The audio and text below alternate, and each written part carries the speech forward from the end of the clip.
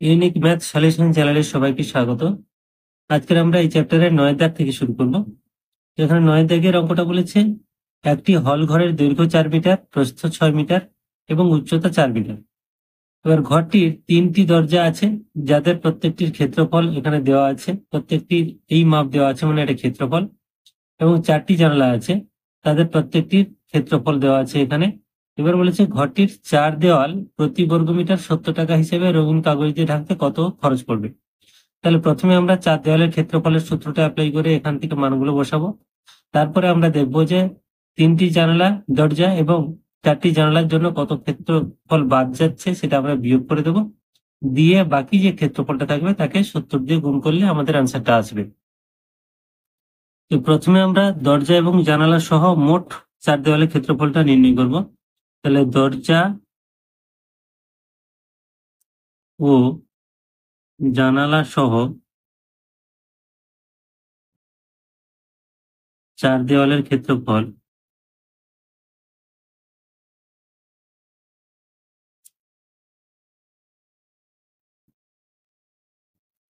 সমান, আমরা যে সূত্রটা জানি 2 ইন্টু দৈর্ঘ্য প্লাস প্রস্থ ইন্টু উচ্চতা।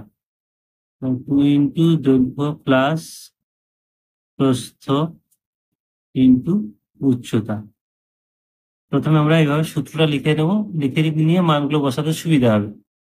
তাহলে 2 ইন্টু, এখানে দৈর্ঘ্য দেওয়া আছে 4 মিটার, তাহলে 4 প্লাস প্রস্থ দেওয়া আছে 6 মিটার। অ্যাকচুয়ালি এইটা দৈর্ঘ্য হওয়া উচিত ছিল, এটা প্রস্থ হওয়া উচিত ছিল, বইতে এইভাবে দেওয়া আছে। আর উচ্চতা আছে 4, তাহলে এত বর্গমিটার যেহেতু ক্ষেত্রফল। তাহলে এটা গুণ করলে হচ্ছে 2 ইন্টু 4 আর 6, 10 ইন্টু 4 এত বর্গমিটার। তাহলে হচ্ছে 10 4 40 দিয়ে 80। তাহলে 80 বর্গমিটার হচ্ছে মোট ক্ষেত্রফল, মানে দরজা এবং জানলা সহ মোট ক্ষেত্রফল হচ্ছে 80 বর্গমিটার। এবার 3টি দরজা ও 4টি জানালার মোট ক্ষেত্রফল। তাহলে 3টি দরজা ও 4টি জানালার মোট ক্ষেত্রফল সমান, এক একটা জানালার ক্ষেত্রফল বলেছে 1.5 ইন্টু 1 এত বর্গমিটার। যেহেতু 3টি আছে তাহলে আমরা একবারে করে দেবো। তাহলে 3টি জানালার ক্ষেত্রফল হচ্ছে এই পুরো মানটা, প্লাস এক একটা দরজার ক্ষেত্রফল বলেছে 1.2 ইন্টু 1। এবার যেহেতু 4টি দরজা আছে তাহলে 4 ইন্টু এটা হবে। এই টোটালটা হচ্ছে মোট জানলা এবং দরজার মোট ক্ষেত্রফল, এত বর্গমিটার। তাহলে এইটা আশা করি বুঝতে পেরেছো যে এক একটা জানালার ক্ষেত্রফল, দরজার ক্ষেত্রফল বলেছে এইটা, তাহলে 3টের ক্ষেত্রফল হবে 3 ইন্টু এইটা। এক একটা জানালার বলেছে এইটা, তাহলে 4টে জানালা যেহেতু বলেছে এইটা হচ্ছে মোট। তাহলে এই দুটোকে আমরা গুণ করে যোগ করলে হবে। তাহলে এটা হচ্ছে 3 15 45 আর মাঝখানে দশমিক, তাহলে 4.5 প্লাস এখানে 4 বারে 48 মানে 4.8 এত বর্গমিটার সমান, এই দুটো যোগ করলে হচ্ছে 9.3 বর্গমিটার। তাহলে এই যে বর্গমিটারটা হলো, এইটাতে তো আর কাগজ দিয়ে, রং কাগজ দিয়ে মুড়তে হবে না, এই জন্য এই 80 বর্গমিটারটা থেকে এটা আমরা বাদ দেব। বাদ দেওয়ার পরে যেটা থাকবে সেটাকে আমাদের টোটাল হিসেব করতে হবে। এবার লিখবো যে দরজা জানালা বাদে, দরজা ও জানালা বাদে 4 দেওয়ালের ক্ষেত্রফল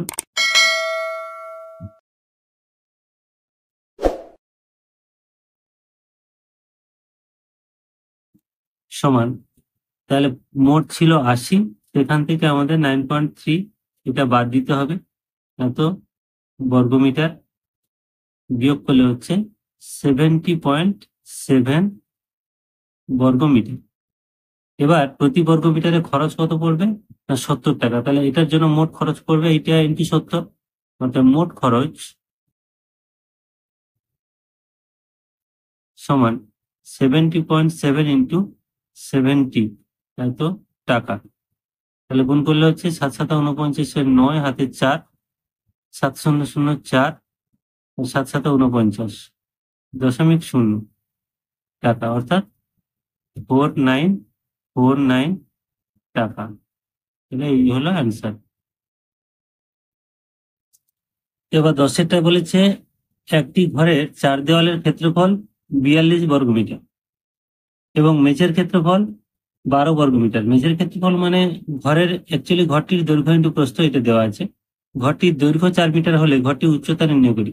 তাহলে এই যে যে মেঝের ক্ষেত্রফল দেওয়া আছে, এখান থেকে আমরা এই ঘরটির দৈর্ঘ্য দিয়ে ভাগ করলে প্রস্থটা পাবো, এবং 4 দেওয়ালের ক্ষেত্রফলের সূত্র আমরা জানি 2 ইন্টু দৈর্ঘ্য প্লাস প্রস্থ ইন্টু উচ্চতা।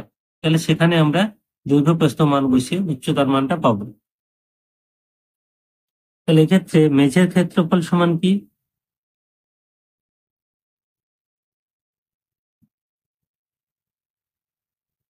দৈর্ঘ্য ইন্টু প্রস্থ।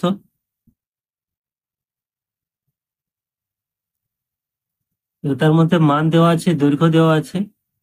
দৈর্ঘ্য সমান দেওয়া আছে কত? 4 মিটার। তাহলে অত প্রস্থ সমান কি?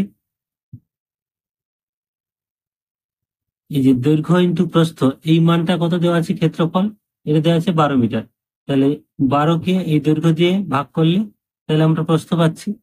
তাহলে 4 3 12 সমান 3 মিটার। তাহলে আমরা প্রস্থ পেলাম 3 মিটার, দৈর্ঘ্য 4 মিটার। এবার 4 দেওয়ালের ক্ষেত্রফলের সূত্রটা আমরা জানি, লিখে নেবো একবার। 4 দেওয়ালের ক্ষেত্রফল সমান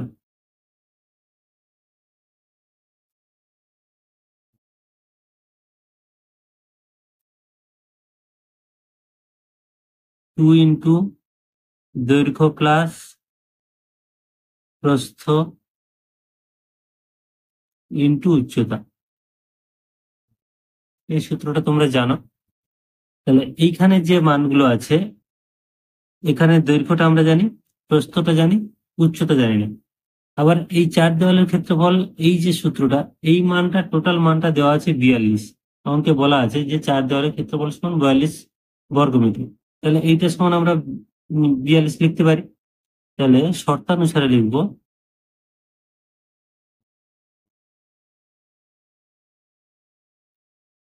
2 ইন্টু দৈর্ঘ্য প্লাস প্রস্থ ইন্টু উচ্চতা ইজিক্যাল টু 42। বা এটাকে আমরা সমাধান আকারে করব। 2 ইন্টু দৈর্ঘ্যের মান দেওয়া আছে কত? 4 মিটার, প্রস্থ আমরা নির্ণয় করলাম 3 মিটার, ইন্টু উচ্চতা সমান 42। সমাধান যেভাবে করে সেইভাবে করব। বা তাহলে 4 আর 3 7, 7 2 14, 14 ইন্টু উচ্চতা সমান 42। বা উচ্চতা ইজিক্যাল টু 42/14। তাহলে 3 14 42। তাহলে উচ্চতা কত হলো? 3 মিটার। তাহলে এটা হলো অ্যান্সার। এবার 11টা বলেছে সুজাতা 84 বর্গ সেমি ক্ষেত্রফল বিশিষ্ট একটি আয়তাকার কাগজের ছবি আঁকবে। তাহলে যে আয়তক্ষেত্রটা আঁকবে তার ক্ষেত্রফল হচ্ছে কত? 84 বর্গ সেমি। অর্থাৎ এটা হচ্ছে দৈর্ঘ্য ইন্টু প্রস্থ সমান এই মানটা। এবার বলেছে কাগজটির দৈর্ঘ্য এবং প্রস্থের অন্তর, মানে দৈর্ঘ্য থেকে প্রস্থ বিয়োগ করলে 5 সেমি হয়। সুজাতা কাগজটির পরিসীমা হিসেব করি। তাহলে প্রথমে আমাদের কাজ হচ্ছে দৈর্ঘ্য নির্ণয় করা, প্রস্থ নির্ণয় করা, তারপরে পরিসীমার সূত্রটা 2 ইন্টু দৈর্ঘ্য প্লাস প্রস্থ, সেখানে বসালে এই পরিসীমা মানটা আসবে। তাহলে এখানে আমরা যদি যে কোনো একটা ধরতে পারি, আমরা যদি দৈর্ঘ্য এক্স ধরি, তাহলে প্রস্থটা কত হবে? না এক্স থেকে 5 ছোট হবে, যেহেতু অন্তর বলেছি। সেইটা থেকে আমরা অ্যান্সারটা আনবো। তাহলে এখানে লিখবো যে ধরি কাগজের দৈর্ঘ্য সমান এক্স সেমি, অতএব প্রস্থ কি বলেছি, যেহেতু অন্তর 5 বলেছে, তাহলে এক্স এর থেকে 5 সেমি ছোট হবে। তাহলে প্রস্থ হবে x-5 সেমি। এবার ক্ষেত্রফল দিয়ে দিয়েছে, অর্থাৎ এই এক্স ইন্টু x-5, মানে আয়তক্ষেত্রের ক্ষেত্রফল মানে দৈর্ঘ্য ইন্টু প্রস্থ, এইটা ইন্টু এই মানটা দেওয়া আছে 84। তাহলে সরাসরি আমরা লিখতে পারি শর্তানুসারে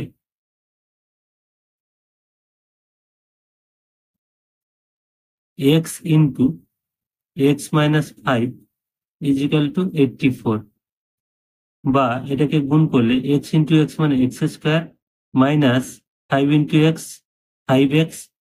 এবার এটাকে আমরা যদি বাম দিকে নিয়ে আসি -84 ইজ ইকুয়াল টু 0, মানে এটা একটা মিডিল টার্ম হয়ে গেল। উৎপাদকে আমাদের বিশ্লেষণ করে এক্স এর মানটা নির্ণয় করতে হবে। তাহলে এখানে দেখো মিডিল টার্মের নিয়ম জানো, এই 84 কে এমন ভাবে আমরা ভাঙবো, বিয়োগ করব দুটো সংখ্যার, যাতে 5 আসে। তাহলে 84 কে আমরা ভাঙতে পারি 12 ইন্টু 7 মানে 12×7 = 84, অর্থাৎ এই 12 থেকে আমরা যদি 7 বিয়োগ করি তাহলে 5 হবে। তার মানে আমাদের মিডিলে এই মানটা আসবে। তাহলে বা এক্স স্কোয়ার মাইনাস, তাহলে এটা কি করবো, 12 minus 7x minus 84 is equal two 0। এটা আমি গ্রাফে দেখালাম। তো মিডিল টার্ম তোমরা জানো। তাহলে এখানে এক্স স্কোয়ার মাইনাস এটা গুণ করলে 12 ইন্টু এক্স, 12x মাইনাসে মাইনাসে প্লাস 7 ইন্টু এক্স মানে 7x minus 84 is equal two 0, বা এই দুটো থেকে এক্স কমন নিলে এক্স মাইনাস 12 প্লাস এই দুটো থেকে 7 কমন গেলে x minus 12 is equal two 0। তাহলে যেহেতু এখানে এক্স মাইনাস 12 দুই জায়গায় এসে গেছে, এটা আমরা কমন নিতে পারি এক্স মাইনাস 12। তাহলে এখানে থাকছে এক্স আর এখানে প্লাস 7 ইজ ইকুয়াল টু 0। তো এখন যেহেতু দুটো রাশির গুণফল 0 হয়েছে, তাহলে আলাদা আলাদা ভাবে এরা 0 হবে। তাহলে অতএব আমরা লিখতে পারি x minus 12 is equal two 0, বা এক্স ইজ ইকুয়াল টু 12, অথবা এখান থেকে আসতে পারে x plus 7 is equal two 0, বা এক্স ইজ ইকুয়াল টু -7। কিন্তু আয়তক্ষেত্রের দৈর্ঘ্য তো মাইনাস মান হতে পারে না, তাহলে এই মানটা আমরা নেব না। তাহলে এক্স সমান কত না 12, অর্থাৎ দৈর্ঘ্য সমান কত, অতএব দৈর্ঘ্য সমান 12 সেমি। আর দৈর্ঘ্য 12 সেমি যেহেতু হয়েছে, তাহলে প্রস্থ 5 সেমি কম, তাহলে প্রস্থ সমান 12 মাইনাস 5 সমান 7 সেমি। তাহলে দৈর্ঘ্য এবং প্রস্থ পেয়েছি। তাহলে পরিসীমা কি না 2 ইন্টু দৈর্ঘ্য প্লাস প্রস্থ। তাহলে অতএব পরিসীমা ইজ ইকুয়াল টু 2 ইন্টু দৈর্ঘ্য প্লাস প্রস্থ মানে 12 প্লাস 7 এত সেমি। তাহলে 2 গুণ 12 আর 7 19 এত সেমি, মানে 38 সেমি। তাহলে পরিসীমা হয়ে গেল 38 সেমি, এবং এটাই হলো অ্যান্সার।